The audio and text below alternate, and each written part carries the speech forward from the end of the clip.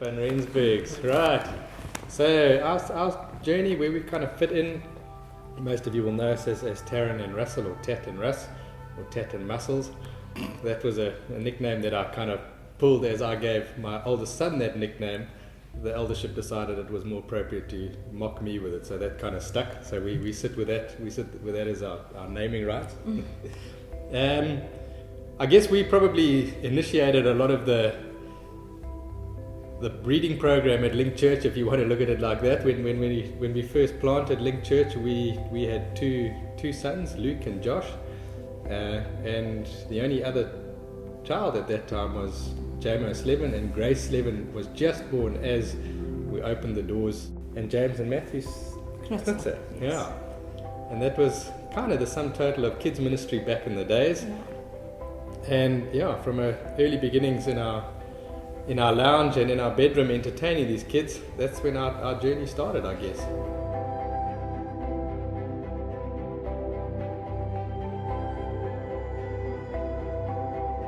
Okay, so we had two boys, we had Luke and Josh, and we just kind of pondered a third.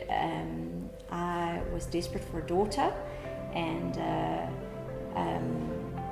I think part of the catalyst was probably Mackenzie Yana, who was just this adorable, sweet little girl, and so we decided, we would, after much prayer and deliberation and lots of answer to prayer, confirmation, we decided that yes, we would have another baby. And in true Van Rensburg style, Russell sneezed and I was pregnant. And and there it is. And so I decided, we decided to have another baby, and everything was well. We had a little scare when I was pregnant, and we went to specialists and had all the tests done, and they told us, no, you're absolutely fine, and congratulations, it's a little girl.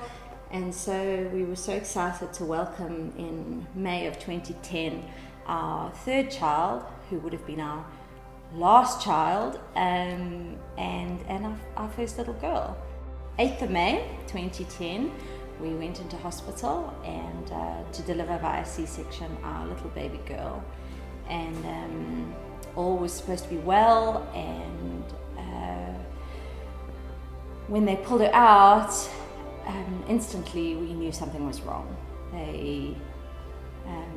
You could see by her little arm, but the doctors wouldn't kind of tell me what was going on, and it was a very, very scary and very emotional day. We found out, and it was confirmed a week later, that our little precious daughter was born with a disorder, or a genetic disorder, called trisomy 18 or Edwards syndrome. And we were basically told to say goodbye to our little girl because she wouldn't last even the week if we were lucky. And it was hard. It was really hard. It was hard because she had been promised to me. I believed she was promised to me, and I believed that God, He had given me this daughter, and now He was taking her from me. Throughout the season, it was really difficult. We had highs and we had lows, and there were days I was angry, there were days I was sad. Russell was a real rock, but it was hard. But I think ultimately throughout that season, there was a point at which I decided that I had two choices. I could either give God the glory by hanging on to Him and holding on to Him and believing in His faithfulness and His goodness, even when I felt alone and scared, or I could give the devil the upper hand, and I could succumb to my misery and succumb to the anger and walk away from God. And ultimately, I just decided there was no ways I was going to give the devil the upper hand, not when it came to my family. I think the crazy part of the whole journey was that although it seems like such an immensely sad time and such a distressing time. I've kind of looked at people who've lost children and had sick children and really almost felt very sorry for them all the time. But there was an amazing amount of joy in our home, especially when we got Michaela home. We took her home after about 8 or 10 days. We said, no, we've enough with the hospital, we're going home now. So we took Michaela home, and it was tough. I mean, the feeding is always tough, but I mean, that's babies. They tell you they don't cry, but they do, and so it was tough, and just in terms of having a normal newborn baby in the home. But as she grew, and it was a very different experience having two very boisterous and healthy young boys, and now having a very delicate, fragile daughter, but she was just an amazingly beautiful little girl, and there were so many memories of just some real fun stuff that happened with her. Her condition meant she had no muscle tone, or which meant she could never sit up, she could never control her own muscles, and so on and so forth. But she would play hide and seek with us, so we'd roll her over in a little cot, and then we'd call for her, and she, after giving us the cold shoulder for as long as she could make it, she would roll over and give us a huge big grin. So she used to love playing with us as only she could, and laughing and giggling and kind of just the noises and the personality of this just amazing little girl. It was just incredible, and to see the boys interacting with her as well, and how she was not different to any one of us at all. She was part of the family. She was their sister, and she was our daughter, and she brought immense joy into our home. Yeah. I think it's when you're on the outside, when you look at sadness and you think, like, how could you find any goodness out of that? Like, God, you've given us this sick child, and she's ultimately potentially going to die. Her days are numbered. We're on borrowed time. But at the end of the day, if you look for the joy, it's there, and God is good and He's faithful. And sometimes it's just letting go of all the sadness and the anger to see the joy.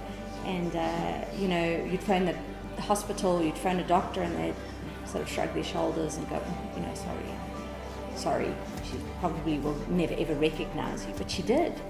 And she smiled at us, and she used to, and it was a Michaela smile, and it was a Michaela laugh, but we loved her for who she was, because she was our daughter, and so she was a gift.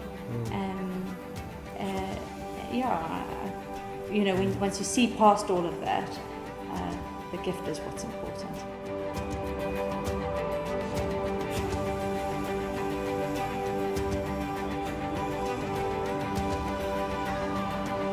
I think that if I look at Michaela's story, certainly at her story, you realize that to the world, Michaela was insignificant, and she had no value, and she didn't have worth.